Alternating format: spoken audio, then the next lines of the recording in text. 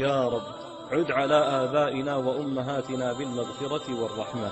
اللهم اغفر لهم، اللهم ارحمهم، اللهم تجاوز عنهم، اللهم أكرم نزلهم، اللهم وسع مدخلهم، اللهم حسن خواتيمهم، اللهم اشف مريضهم، اللهم عاف مبتلاهم، اللهم أصح مريضهم، اللهم متعنا بحياتهم، اللهم أسعدنا بدعوتهم، اللهم استعملنا في خدمتهم، اللهم استعملنا في خدمتهم، اللهم وارزقنا البر بهم يا رب العالمين. إلهنا من مات من آبائنا وأمهاتنا عد عليهم بالرحمة والمغفرة، صب عليهم شآبيب الرحمة والرضوان. اللهم يا الله يا الله، كانوا أبر الناس بنا فكن أبر الأبرين بهم، اللهم كانوا أرحم الراحمين بنا فكن أرحم الراحمين بهم يا أرحم الراحمين.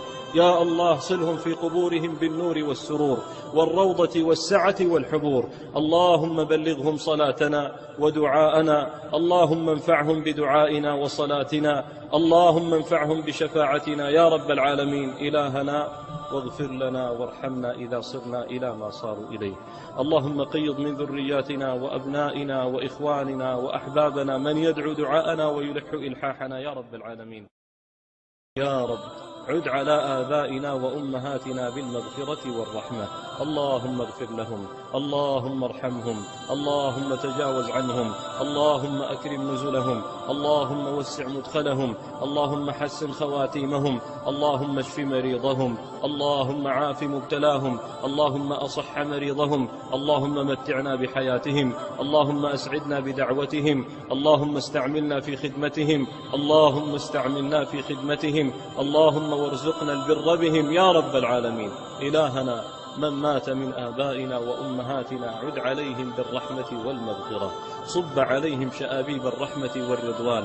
اللهم يا الله يا الله، كانوا أبر الناس بنا فكن أبر الأبرين بهم، اللهم كانوا أرحم الراحمين بنا فكن أرحم الراحمين بهم يا أرحم الراحمين. يا الله صلهم في قبورهم بالنور والسرور والروضة والسعة والحبور. اللهم بلغهم صلاتنا ودعاءنا، اللهم انفعهم بدعائنا وصلاتنا، اللهم انفعهم بشفاعتنا يا رب العالمين. إلهنا واغفر لنا وارحمنا إذا صرنا إلى ما صاروا إليه.